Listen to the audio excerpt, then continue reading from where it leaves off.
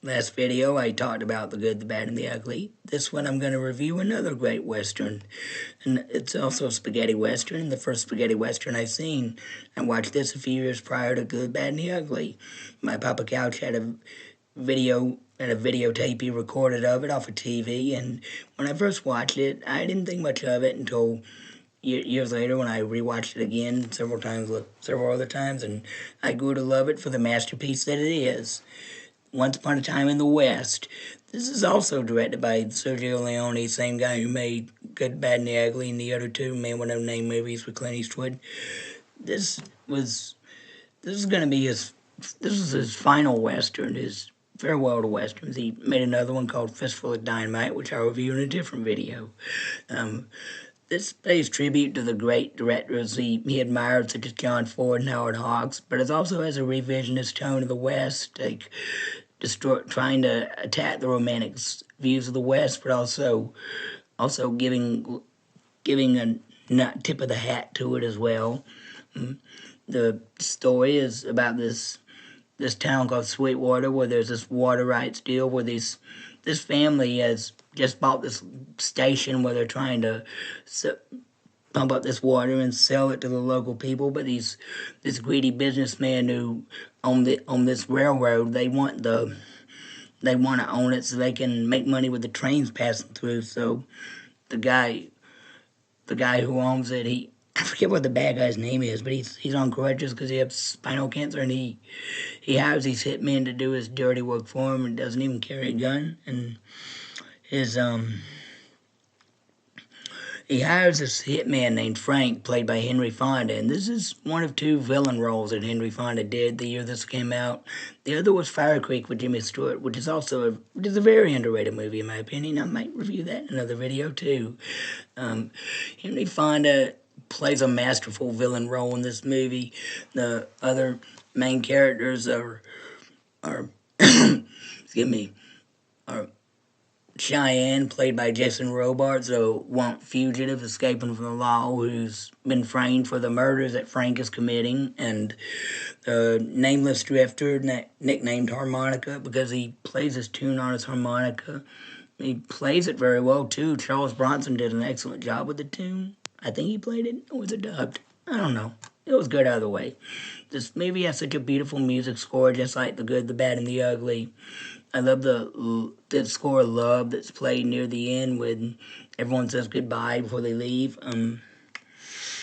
The main character is most focused is this widow, former prostitute from New Orleans. She recently married the guy who owns the Sweetwater Ranch that has the well with the water. But when she's arriving into Sweetwater on the way there, the man and his sons and daughter are all slaughtered, including a little boy who's murdered in cold blood by Henry Fonda's character in such a memorable scene. One of the killers is like, "What are we going to do with this kid?" And Frank, and Henry Fonda says, "Well, now that you mention my name," and even though that was an evil thing, I mean, the way it's executed just chills you out, especially some chill down your spine because it's evil. But in the main opening scene with these three guys that are cameo roles for Woody Strode and the Jack Elam, and who the heck is the last one? Damn, I can't remember, but they're supposed to meet Harmonica at the train station. Then the Harmonica says, "You bring me a horse? Looks like we're shy of one horse, amigo. You brought too many." And they gun each other down. Harmonica's wounded. The three men are dead. And Harmonica gets up then and escapes. And then we cut to the family who gets murdered by Frank and his buddies. Yeah,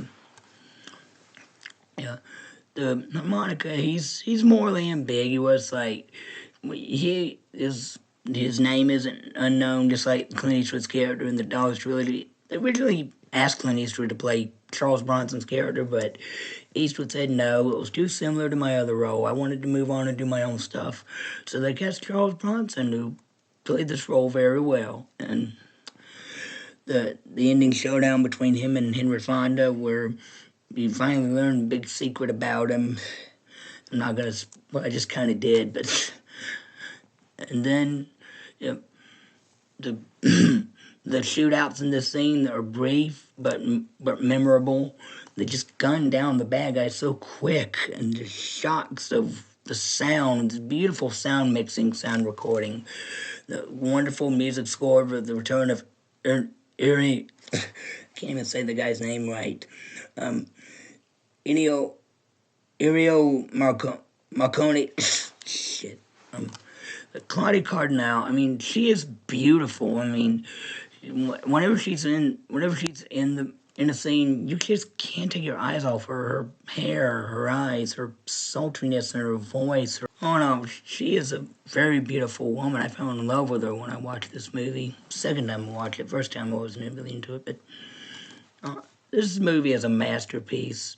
If you haven't seen it, I highly recommend it. I know I talk too much, but I just let out what I feel. All right. God bless y'all and have a good day. I give this movie 2 thumbs up.